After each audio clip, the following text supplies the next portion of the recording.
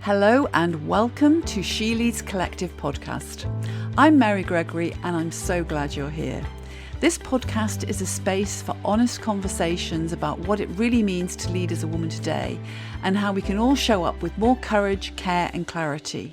You'll hear from inspiring women, powerful allies and bold truth tellers who are changing the game, not by playing tougher, but by leading smarter, softer and stronger. Hello and welcome to today's episode of the She Leads Collective podcast. What if the future of work lies not just in the technology we adopt, but in the human qualities we choose to preserve?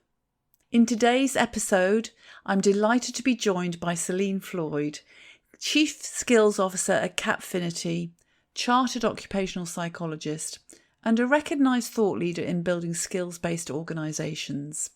Celine sits on the Cappfinity board and works with global CEOs and senior people leaders, helping them navigate the shifting world of work. I'm looking forward to exploring with Celine the insights she's gained throughout her career, as well as what a skills-based future really means for organisations and how AI is challenging the game, without replacing the qualities that make us human. But today's conversation is also personal to me. I've known Celine since our days together at Penna, where even then her talent and leadership potential were impossible to miss. I'm also looking forward to speaking with her about her own career journey, including the challenges she's faced navigating board-level leadership while longing for a family and going through fertility treatment. This promises to be a really rich and real conversation about modern leadership and ambition, both for career and for family. So hello, Celine. Thank you so much for being here with us today.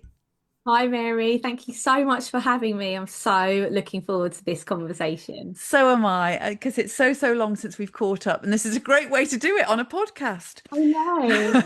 So you're here to share with our guests your leadership journey. You're a real role model of leadership, and you're also going to be talking about skills-based work and skills-based organisations. But let's get going from right at the beginning. Let's go right back. When you were a child, did you imagine yourself being a leader in the corporate world and doing what you're doing now, or did you have something very different on the agenda? I think growing up, I always knew that I loved learning. I loved doing well at school and I loved people. I loved being around people. I'm from a very sociable family. So I grew up traveling a lot with a full house all of the time. My parents are very sociable. And so I think I grew up with a love of people, an interest in people, and naturally, I think an interest in business and commercials and how the world works from my perspective. I always wanted to do, I always thought I'd do French and business at university. My dad is French, so I've spoken French my whole life and thought that would be a natural fit for me. Then discovered psychology at university, in A level, sorry. So that's how I pivoted towards the psychology. But yeah, to answer your question, did I think I would? Probably. I knew that I wanted to travel a lot, be doing adventurous, exciting things with my work. And I knew that I always wanted to enjoy my work being myself, whether that was in a business setting. I don't know if I had the foresight at that point to know, but they're the things that I knew I would do probably. Yes. And do you think that's reflected in what you're doing now? I think so, yeah, I think so. I love what I do. I feel very privileged to have such variety in my work, to be surrounded by people all of the time, to be working on some really complex, really gnarly challenges where there's not an easy answer. And in recent years to have travelled more. I do love travelling, and that's been a real joy and a real privilege to see different parts of the world and different cultures. Yes. Wonderful. And, when we worked together at Penna, it was really clear that you had talent and certainly leadership potential. So since we've both left Penna many years ago, tell us a bit more about your journey and some of the decisions and choices that you've made that have brought you to where you are now. Yeah, so I think it's such an interesting exercise, isn't it? Looking back and seeing those decisions and moments that have led to where you are. I think I left Penna to go on maternity leave back in 2016, 2017 to have my first son, Hugo. And very serendipitously, Nikki, who is one of the co-CEOs of Cappfinity, where I work now, actually phoned me. And I remember it really vividly, Mary. So I was pushing this little bundle of a baby around in a pram. He didn't and still doesn't sleep. So it was snowing and I was out pushing this pram. And I'd worked with Nikki previously and she rang me and said they were starting out this new arm of the business. And did I want to come back? Was I interested in coming back to Cappfinity and helping to lead? And that was naturally a very difficult decision for me. I'd spent a lot of time and years at Penna and had a whale of a time, as you know, you're a part of that. So it wasn't an easy decision, but I think what lured me over was my trust in her, and my admiration for the work that her and colleagues had done at Cappfinity since then. And Yes. also this appeal of really building something new, pretty Yes. much from scratch at that time. So that was, I guess, pivotal decision number one, that took me back into Cappfinity and did a couple of years there, then had my second son, Dominic. So did another maternity leave and then came back. And I think if I was to summarize the last few years and really look at it through the lens of what this conversation is around, leadership and female leadership, I think what has served me well over recent years has been an energy and an appetite and an interest in commercial growth, new things, risk taking, and really pairing that with a natural level of what I think I have around empathy and collaboration and working with people. Mm. And it's kind of tricky to answer because you're trying to think, of what did I do that worked, and that definitely helped. And I think actually then just quite naturally my role evolved, and I was given more and more responsibility and able to work on different, more interesting projects, and then was invited onto the Cappfinity board in October 2023. So I'm coming, it'll be 2 years in the autumn of Mm. doing that. So yeah, that's a potted history of what. Very potted, very potted. And I'm kind of, I want to talk. There's so many things I want to dip into and talk about here, but Sure. I'm going to just ask, because you mentioned the board. Yeah. What was it like to step from being, a director within the organization to now being a chief skills officer sitting Yeah. on the board? What's that shift been like for Yeah, you? it's been a real mixture. I feel eternally privileged to be in that room and at that table, sitting alongside peers that I have admired for many, many years. So it was a real joy to be there from a personal perspective, but also from the perspective of being able to actually influence the direction of the organization, Mm. which I know then has an impact on clients, Mm. which I know then has an impact on all the thousands of people that work in those big organizations. So Mm.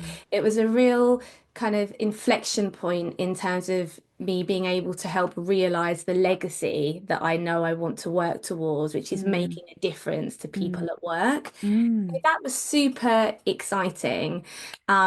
It was interesting going into the room, the secret room, and closing the door and seeing the reality of what actually happens in there. That was a real learning curve.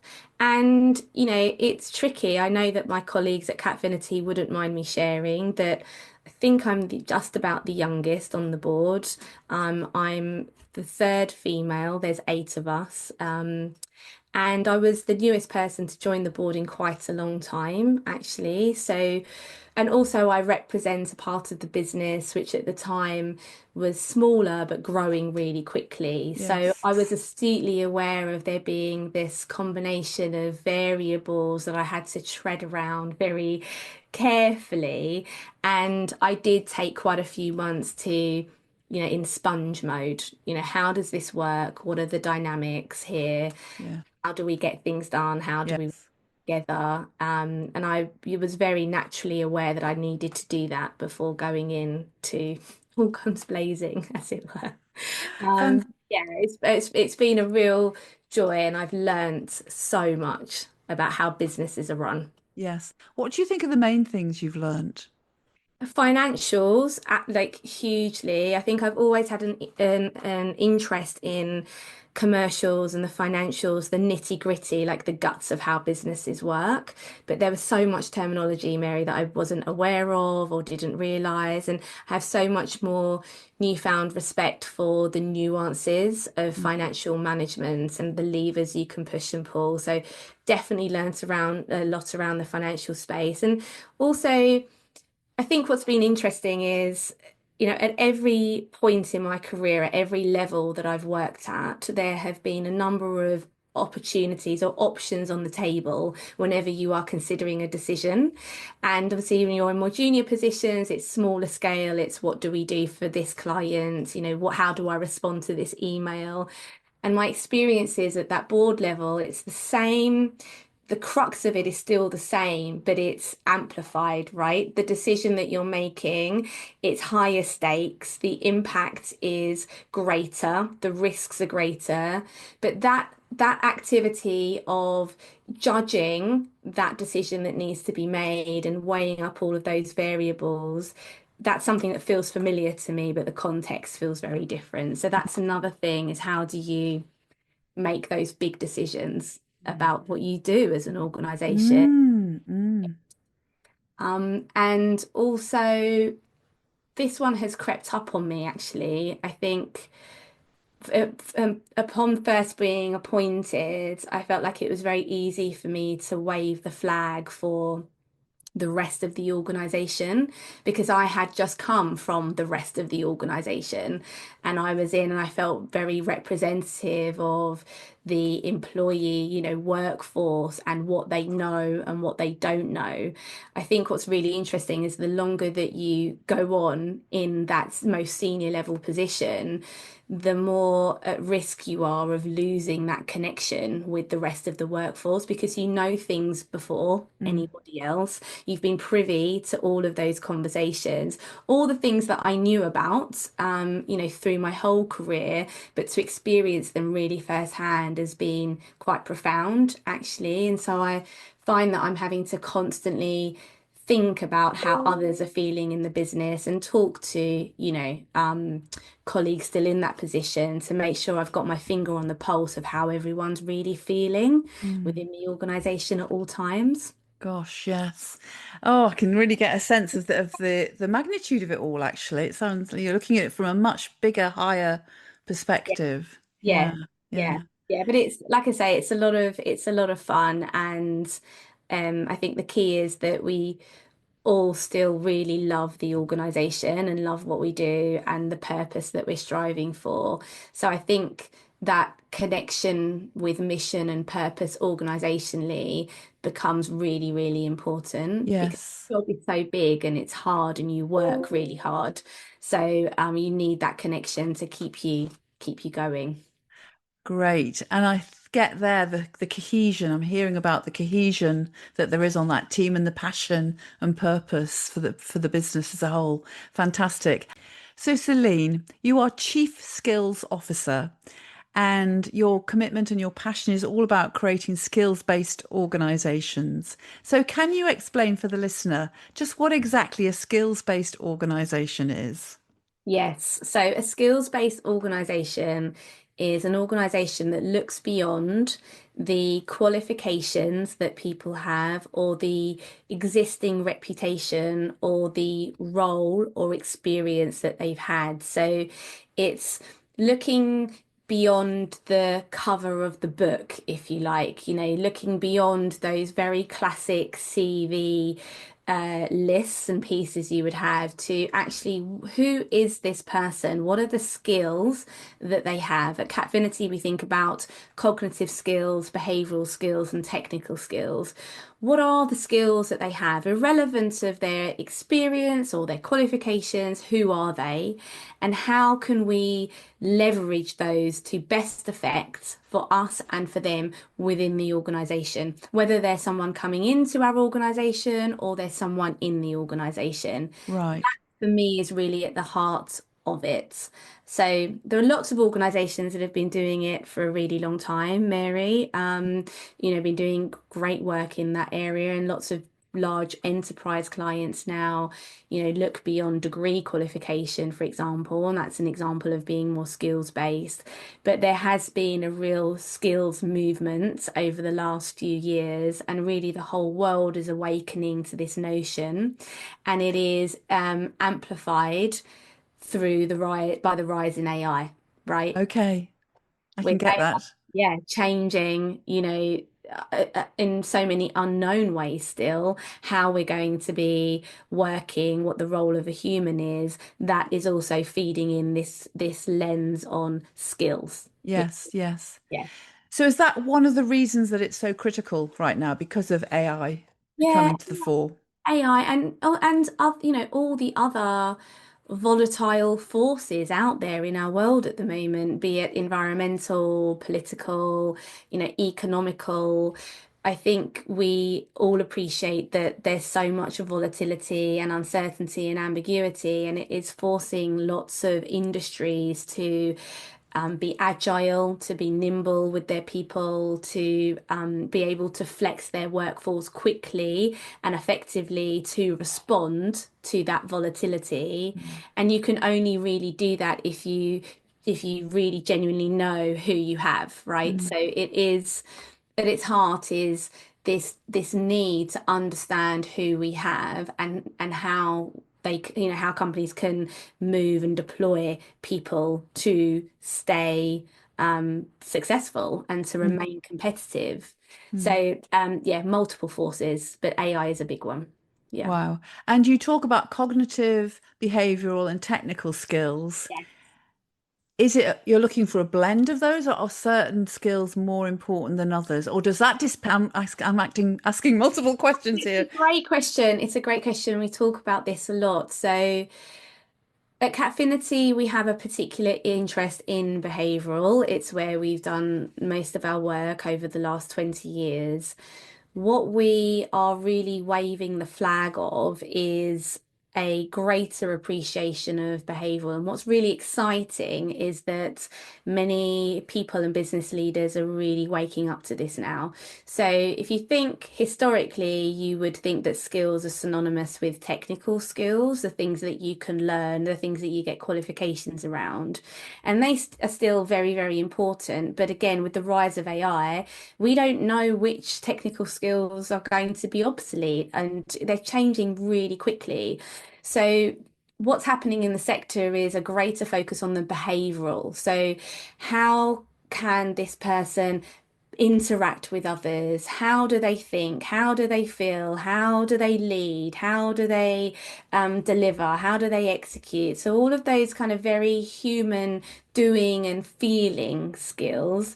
And I think what's exciting is all the research that's happening now in what are the combinations of skills that best set someone up for success, Mm. depending on what success looks like. But whether that's success as a leader or success as a working with AI or working alongside AI, or success in the climate change arena. So, and I think what we're doing is getting a laser focus on skill frameworks, clustered of skills that come together that we know make someone better able to do something than others. And then that's what organizations are folding into their infrastructure, Mm. right? So Mm.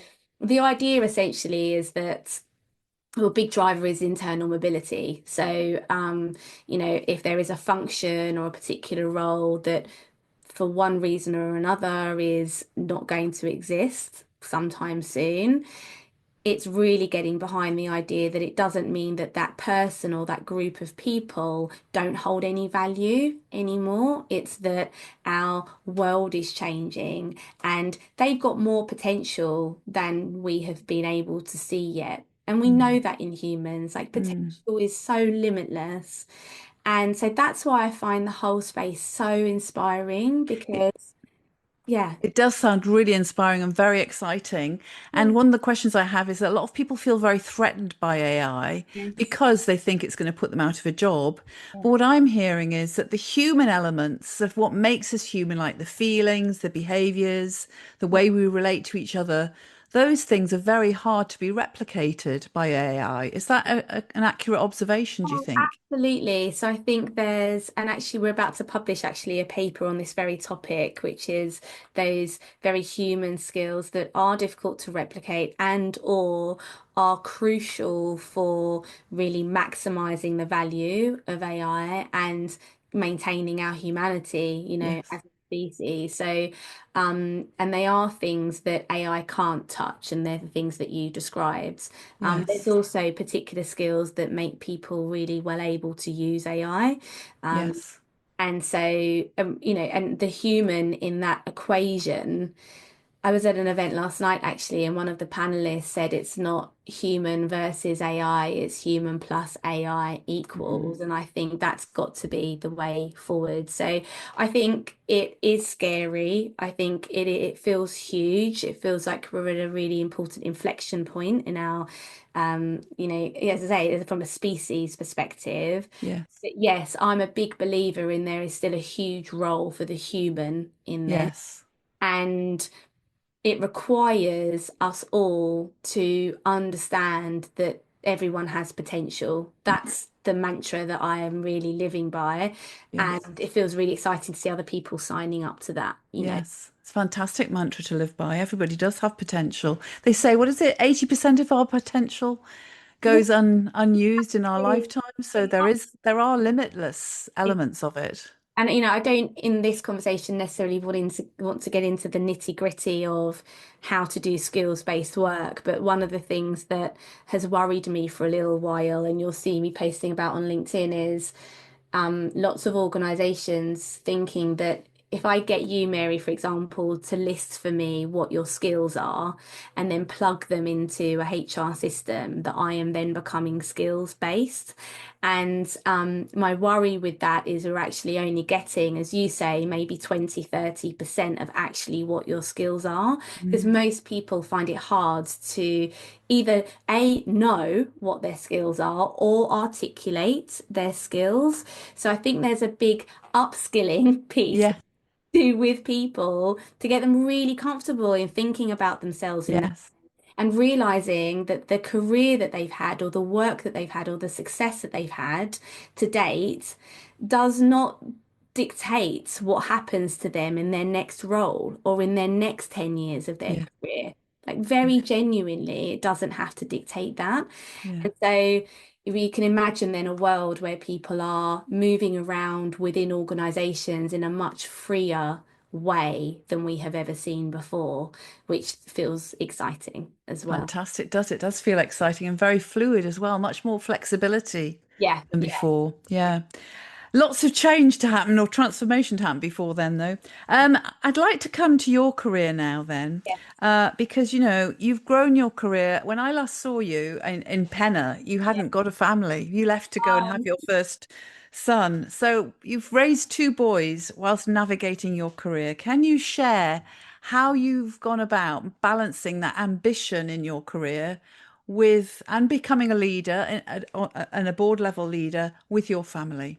Can you tell us a bit more about that? yeah, absolutely. Obviously, a topic very close to my heart. I feel very passionate about people being able to have children, have families, and then maintain an area of passion or interest from a work perspective. I think before diving in, it's probably helpful to pause. I think for me in my own personal journey, my husband and I struggled to have the boys.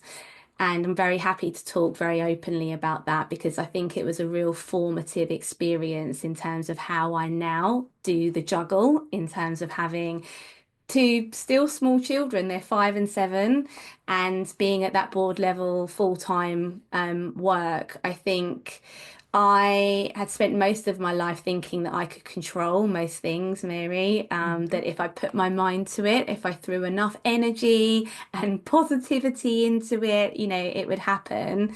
And there's nothing like infertility to whack that out of you. And so they were very difficult years, and obviously we are still feeling so blessed to have them now. But I think what it has helped me with, and other things has helped me with, is this overall understanding that I cannot do everything.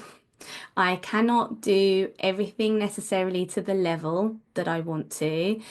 Things won't always go to plan. The juggle won't always work perfectly. I could be in a meeting and get a phone call from the school. I could be with the boys in the evening and get a phone call from one of my co-CEOs, goes both directions. And that's okay. And that's life, and that's the chaos of it. And I think for me personally, really leaning into that unpredictability and chaos and kind of almost letting myself off the hook of needing to be in control of everything has been really profound. And I Mm. often ponder how I would find the juggle now had I not had that real awakening experience of realizing that not everything goes to plan. So how much do you live your life by being good enough? Is that a mantra Had for to you? learn, I've had to learn how to do that. Absolutely. And you will know this, Ray, from working with me. Yeah, energetic. I'm quite impatient. I like to see things happen, action, execution. And I've had to learn that you can't always achieve that, especially at most senior levels where things are complicated and you need to reflect and you need to consult and get people's opinions. So, yeah, being good enough on all bases. I don't think I've mastered it yet, but I'm definitely much better at it than Yeah. I was because I have to be, because Yes. I can't do it all perfectly, you know? Yeah. And I think, yeah, go on. Well, I suppose what I was going to say is there may well be people listening to us today and to you who maybe in their career are wanting children and navigating infertility as you did. Yeah. What would your advice be to them?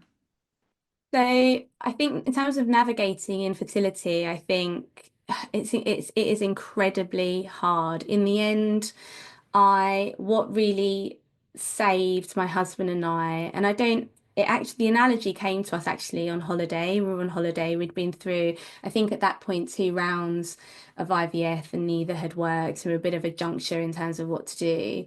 And we were walking up this incredibly steep set of steps. We were in Ibiza. It was endless and it was searing heat.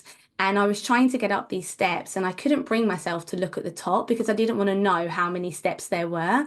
It was the middle of the day and we were walking up, and my husband and I kind of cottoned on to that as an analogy for the whole infertility experience, because you don't know what the end is. You don't know where the end is. You don't know how far away you are from it, and you don't know what it looks like. But all you can do is keep putting a foot on the next step and trying to stay very present with that. So I think that would be one bit of advice. I think the other would be to find joy in your life where you can. You know, do the things that you do find joyful and make you happy. And I think the third thing is again to acknowledge how big an experience it is to go through. I was very lucky at Penna, colleagues that you know, Mary, who were very understanding of my situation and gave me the freedom to say how I wanted my work to work with that. I Yes. don't think all leaders are as progressive, Yeah. sadly. So it's So, having a supportive yeah. work environment, supportive boss really helps. Yes, absolutely. That really does help. And, taking the time that you need. I didn't, as I say, I did not do it perfectly. There were definitely days at work where I probably shouldn't have been working, but actually Yes. I wanted to do X meeting or go on Y trip. And that personally probably in a way was helpful because it kept me busy. So I think different people will respond, and deal with it in different ways, but they're the things that helped me. Mm. And what kept you going, not just through the infertility challenges, but also in terms of what I hear is a real sort of blending of having an ambition to be successful in your career and a real longing to have a family. So what was the self-belief that kept you going? I think self-belief is something I've always had. I think partly probably genetically, but absolutely from the way that my parents brought my brother and I up. Mm. There's another piece of the puzzle here, which is that when I was very young, I had to have some quite significant eye surgery, Mary, and I've spoken to my parents about this, and um, my memory they have corroborated, which is that they were very much like it's not a big deal. Carry on, you can do what you want, the world is your voice, anything you set your mind to. And that has just been on a megaphone to me all through my childhood. And I think that has also really set me in good stead. I think the belief that I have the capability to do really good work, even when I'm going through a personal challenge, was really, again, really important to me personally, because I knew enough about myself that my output and my contribution would still be really high, even Yes. if I was going through some things in my personal life. So that was a good bolster of confidence. And just a general interest in work, I think. At Penna, I loved who I worked with. I loved the work. I loved the company. And later, when it was when we merged with LHH. So I think it was just a great place to be, and I was loving the work. And I think Yeah. that's the other thing. I think it must be harder, of course, if you're in a job or a work that you're not enjoying. I do Yeah. acknowledge that. Yeah. Yeah. Yeah. So the passion for your work definitely comes through. So, we've talked about you being in a room with C-suite leaders. What's one insight about leadership you wish that people had access to? Yeah, one insight. I think the other lesson that I have learnt, not the hard way, but it's taken many years, and this is quite a well-known one, so I'm sorry it's not more revelationary, but it is to be your authentic self. Yes. So there's lots of elements of myself, like where I'm from in the UK, my accent, like, even some degree, like in some instances, the being half French. Like I feel like I spent many years choosing which sides of myself to put into the room because I knew what sides would serve me best. And that's a great skill to have. I mean, you So don't it's want. quite strategic. It sounds like you were quite Yeah, strategic and it's then. important. I'm not dismissing that as a skill because I think you need to read a room and you need to know how to work that room. You do, and to dial up and down certain pieces of yourself to make that connection work. But I think, and maybe it is because I'm now 20 years plus and I'm kind of, doing what I wanted to do, I feel much more confident now in really owning exactly who I am, where my strengths are, and where my strengths aren't. I've had some brilliant colleagues in recent years say, Celine, you're not good at this, or you're not the best person for that. But if we put you here, that's where you'll fly. And I'm so grateful for people Yes. have been brave enough to tell me that or call me out on that. And I Yeah. think I take all of those gifts and they're in like a sleigh behind me now. And they just fill me with joy, all these nuggets of feedback. And I don't worry in the same way that I used to do about getting something wrong or Yeah. getting that kind of feedback. Because I think, well, yeah, but you're really good at this, Celine. So, Yeah. and not everyone is. So I think it's that kind of authentic confidence would be. Fantastic. Fantastic. And what advice would you give to women who are wanting to grow their influence and improve their impact? So I think a couple of things. I think influencing, you need to take the time to connect with the people that you're wanting to influence. on a very human level. And I think that takes time. I think it takes vulnerability, and I think it takes an interest in them and who they are and what they're trying to do and what their agenda is. And I think you dismiss someone's agenda at your peril. I think even if you don't agree with it, you need to understand that agenda and try your goddamn hardest to help them with their agenda and to, show that what you're trying to do is going to help them. It's just you Mm. and how it works. I think again it's tricky because the best way to increase span of influence will depend on who you are as a person and leaning into your strengths. Things that have always served me well is keeping up connections where I can. So kind of maintaining relationships over years. It be it through like texts or on LinkedIn or through people that you have in common, like that has helped me and also to kind of see that network growing. Yes. And I think, you know, most of my career, despite being a chartered psychologist, has actually been in sales and,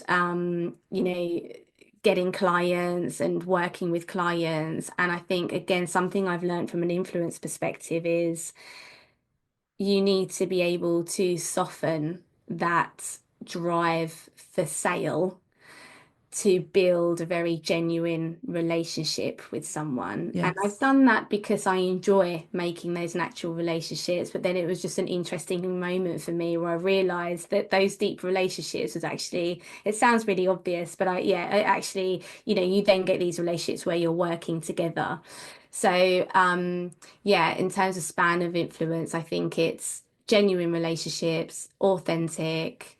And you do need to be quite strategic and quite tactical, you know? And I think for women especially, it can sometimes feel quite disingenuous to target somebody or to go to somebody and say, hello, this is who I am, and this is what I need from you. And in return, I'm going to give you XYZ. But you need to do that. You need to, your stakeholder map is as important, if not more important, than your to-do list on the other side of your computer or the things that you've got to get done or you're accountable for.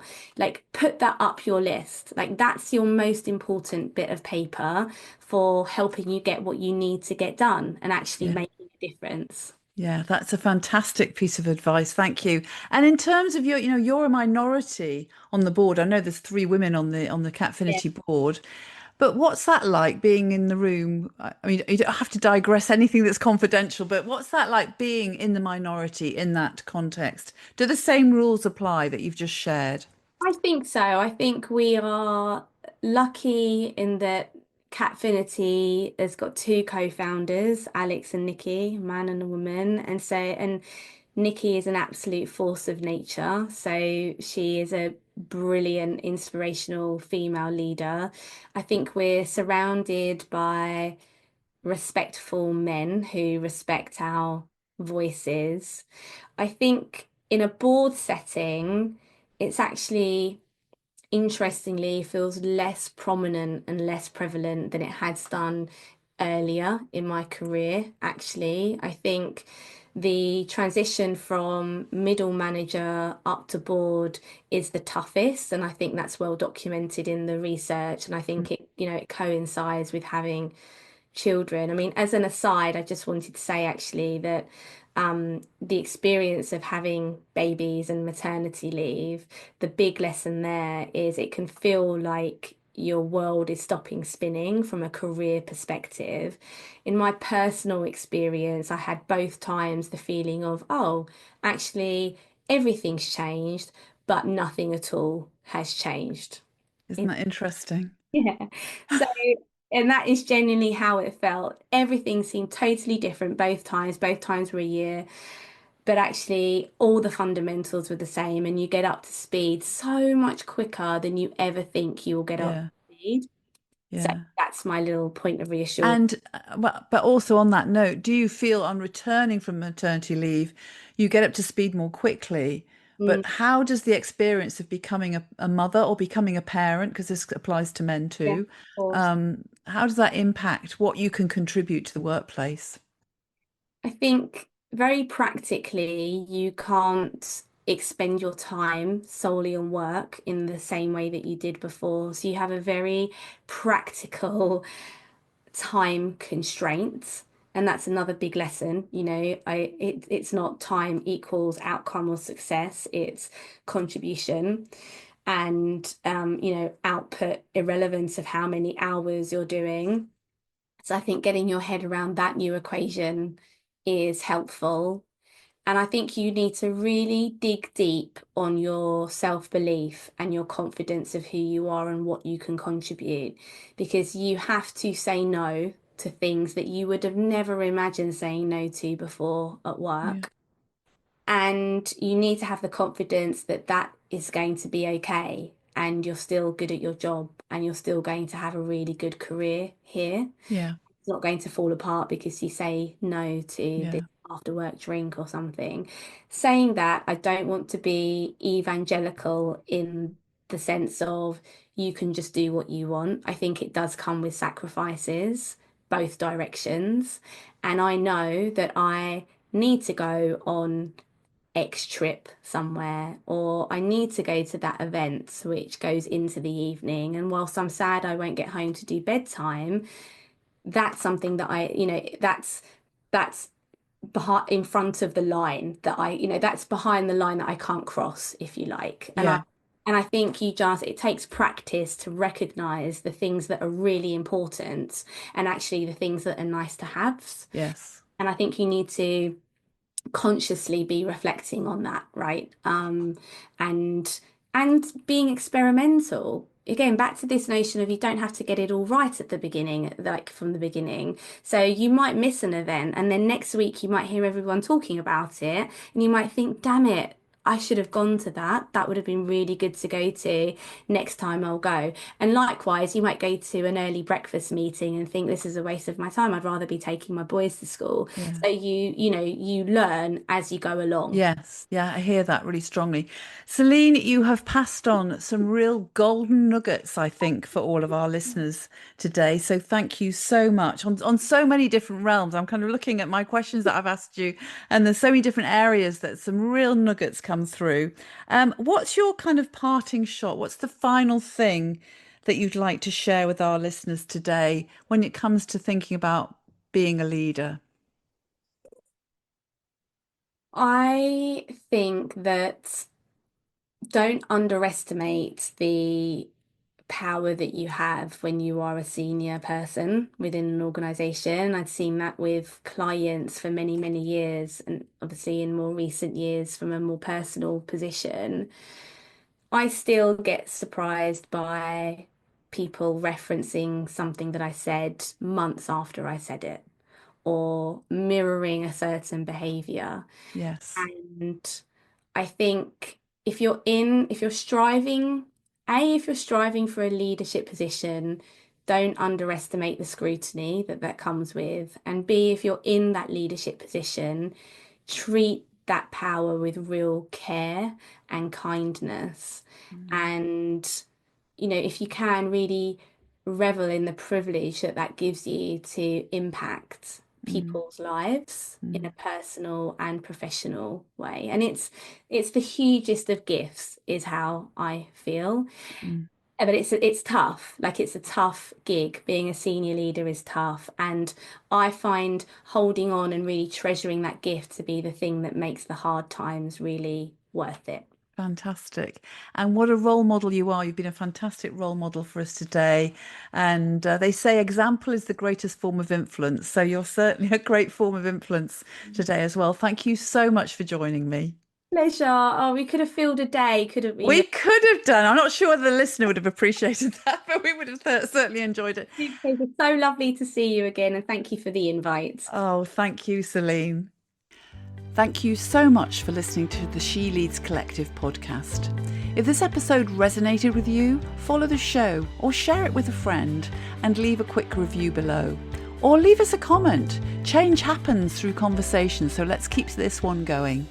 Listen out for the next episode and join me as we keep lifting the lid on the stories that matter.